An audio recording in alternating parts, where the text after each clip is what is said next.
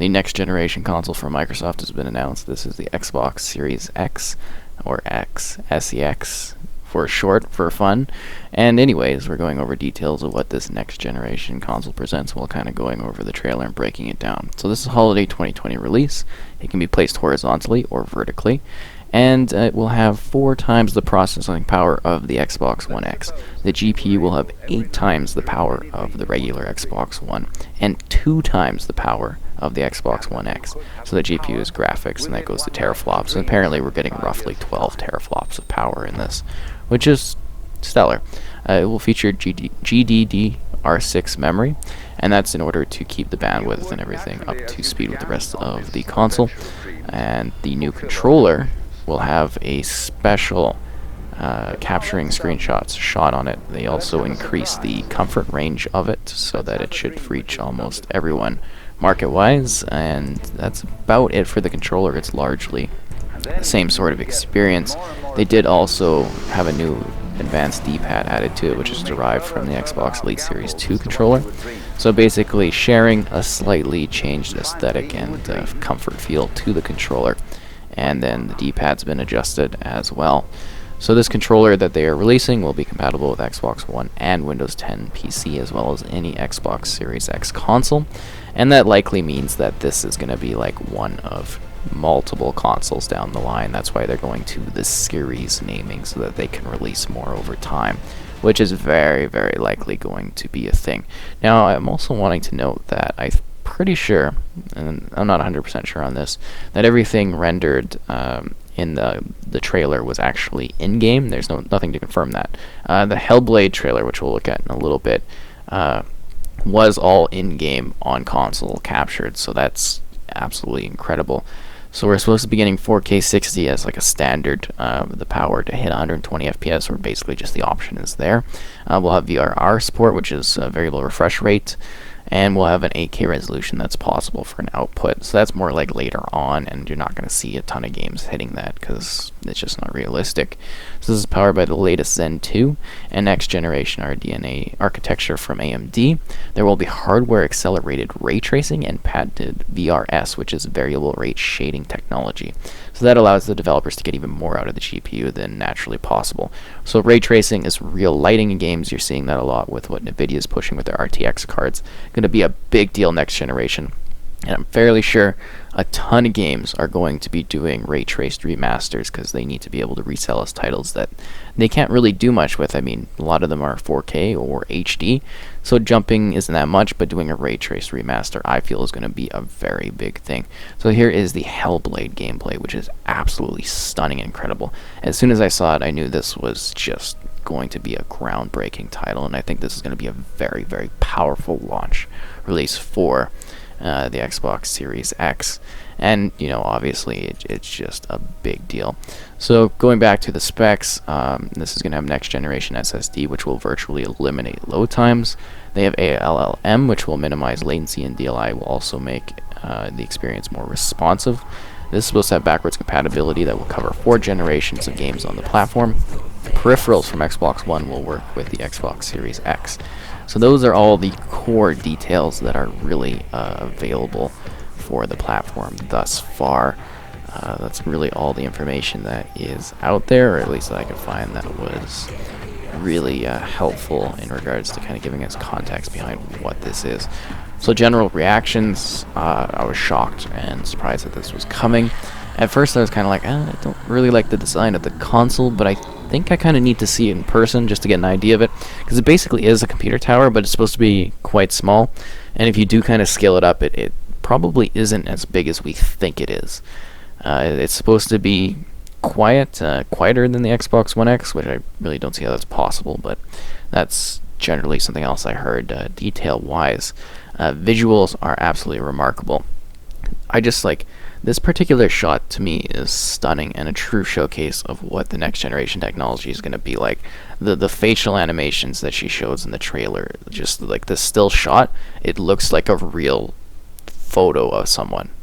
It's absolutely remarkable, the technology behind the skin, the design, like the character and the motion capture here is truly groundbreaking, and I think is going to lead way early on as a powerhouse to show off what this console's actually going to be capable of presenting. I mean, this is just like remarkable, and it's hard to like really say how great this shot looks, and that whole trailer is amazing.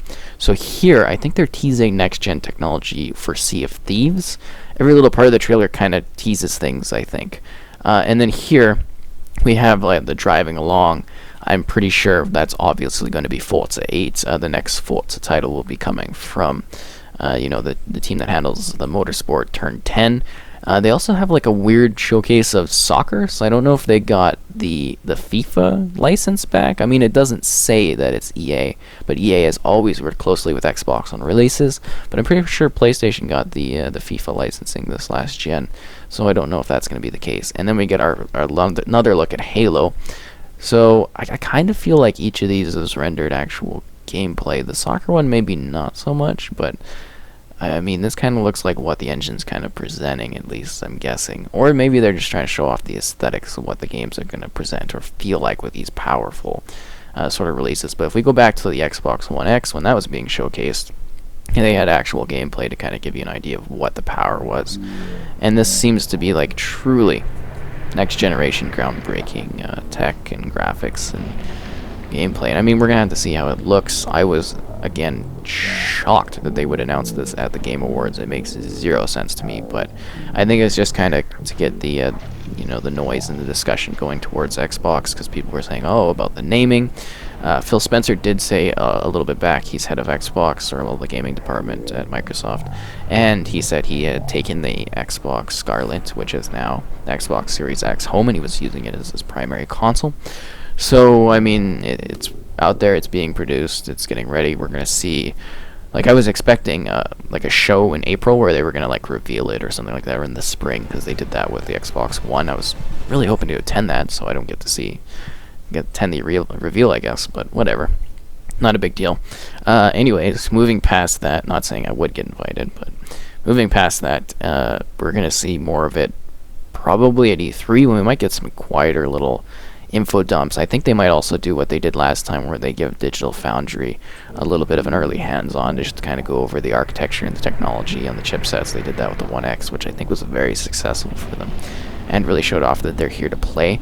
I'm assuming they're going to have the most powerful console out there. I don't think Microsoft is ever going to let PlayStation pass them again power-wise. That was a mistake that Microsoft did not take lightly, and I don't think they'll allow that to happen. I think they're going to also have a lower series. That's why they're calling it the Xbox Series, so that they can release multiple iterations of it over time, giving people different amounts of power and different device options. I think is going to be a big deal over this next generation. We'll have to see what the PlayStation 5 is presenting, but I'm assuming that's what they're hitting here.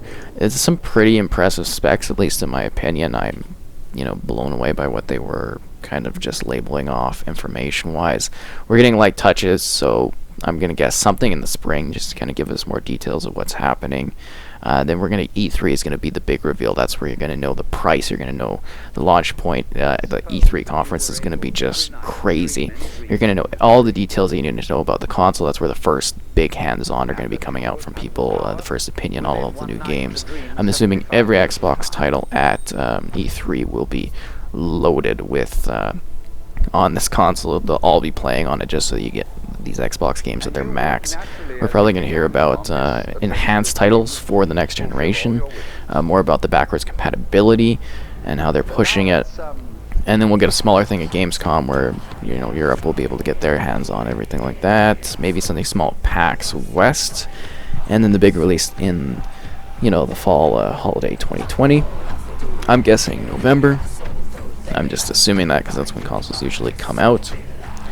If I had to pick a particular day, it'd probably be like the second week of November.